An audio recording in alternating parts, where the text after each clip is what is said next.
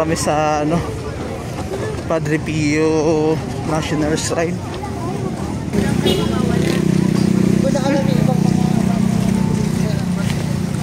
Ay, ito. Nilalakad pala papasok to. Ayun, para kami nagpo-procession dito. Ano yung mga bus namin, oh. Lakad.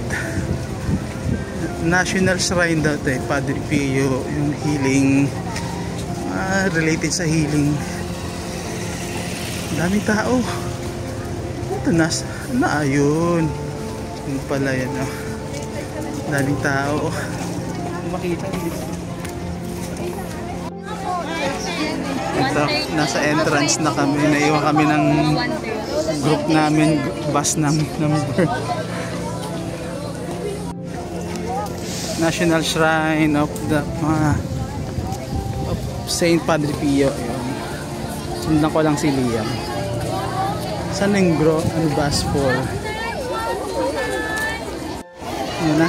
Nagpicture lang yung mga by grades. Tapos na sila magpicture. Pasok na kami dito sa church pala to. Church. Init. Scorching hot. Pray, hope, and don't worry. Yun, pray, hope, and don't worry pala. Pala yung ano niya dito. Number 4 kami. Sinusundan ko si Ate Rix, yung aming tour guide. Merong ano dito, be? Misa? Magmimisa ba dito, be?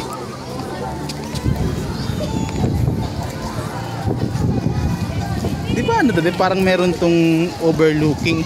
Wala ba? Di ko lang. Tara, bisa natin, mainit na.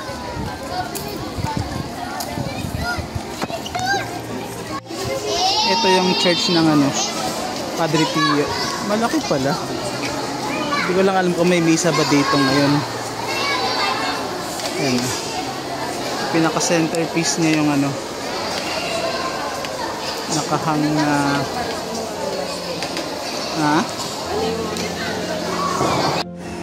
meron pa pala dito ano sa gilid, oh.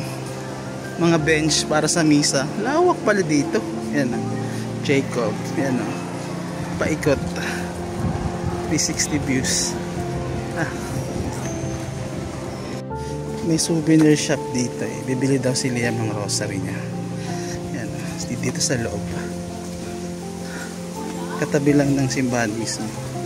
May bilihan ng mga religious souvenir. Anong gusto mong bilhin?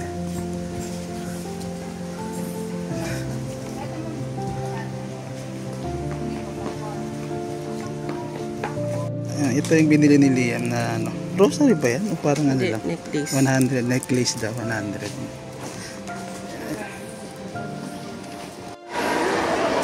Siguro marami talaga ditong tao pagka Saturday and Sunday. Malawak yung ano nila, malawak. Kayang mag-accommodate dito ng maraming tao. Tapos dun banda sa Mayuna, may isa pang simbahan dun, eh. Ayan, oh. Kung anong church pa yun dun. Tapos nandun yung CR nila. Ayan, oh. CR, tapos yun, souvenir shop katabi. Ito dito yung isang katabi niyang simbahan, oh. Divine Mercy Sanctuary for Pilgrims, the venue of the Fourth World Apostolic Congress on Mercy 2017. Dito pala ginanap yun sa may significance. Katabi lang to nung mismong pinakami na simbahan nila. Ayan, oh. Yung may ano sa taas, Mama Mary. Mahangin dito, mahangin. Parang alam ko pa nasa ridge to, eh. Parang nasa dulo siya ng parang ano, o may overlooking, o saan ba dito yun? Parang wala naman. Ito, ikot lang tayo.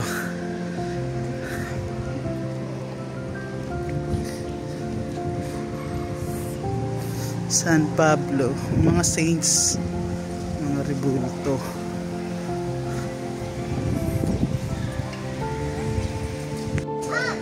Bababa nga ako dito.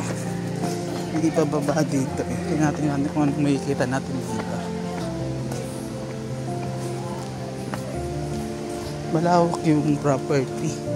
Parang merong ano doon, may bakanting space.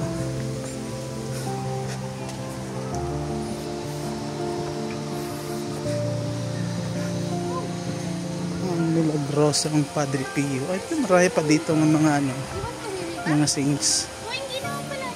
Yung mga ano, yung mga translation silang Korean, Chinese, saka ano, Italian. Again, ito yung mass schedule nila, oh.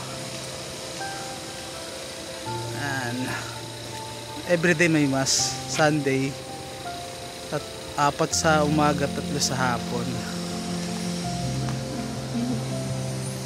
Malaki yung facilities nito. Malaki yung ano nila, new store. Maraming tinda. Maraming ano, Holy Water Sanctuary dito din. Ito pala yung Holy Water Sanctuary, oh. Merong ano sa loob, pwede kang kumuha ng water. Hindi naman ito fountain. Parang ano, parang bukal. Ayan, may mga kumukuha ng tubig. Ano pala yun?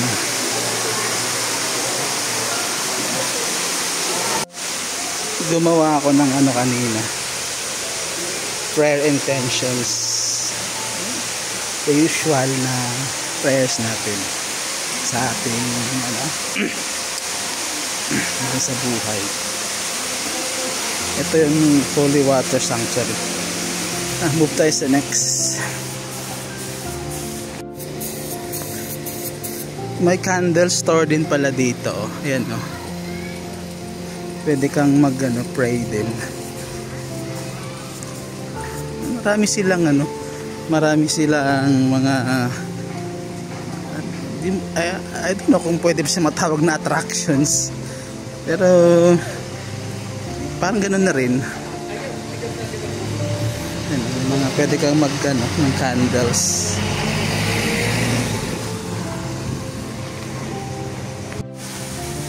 Meron pa ditong parang ano din, no, bukal ng pag-asa, yung water, parang ano din, ano ba, di ko alam kung fountain ba to, parang ano lang, yung water ano lang, water station.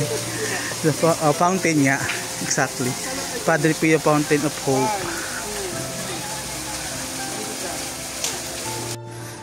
So yun, maliban sa church visit, meron ka pang mga ibang makikita ditong mga religious attractions. So yun siguro ang tamang term doon, religious attractions. Hanapin ko na si Liam, malamang tumayo na yun eh.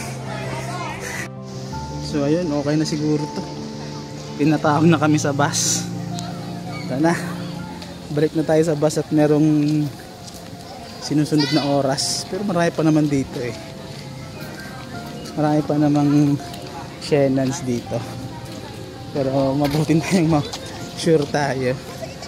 Wala namang entrance dito eh. Wala, kasi religious ano to eh, sites to eh. Walang entrance.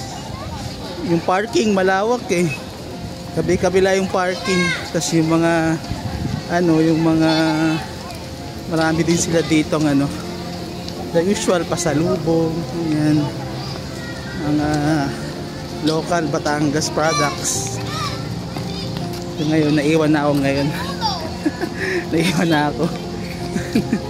Naiwan na ako. May mga makakainan din pala dito. Karne ng kabayo. Kainan, bulalo special. Ito, pabalik na kami sa bus namin.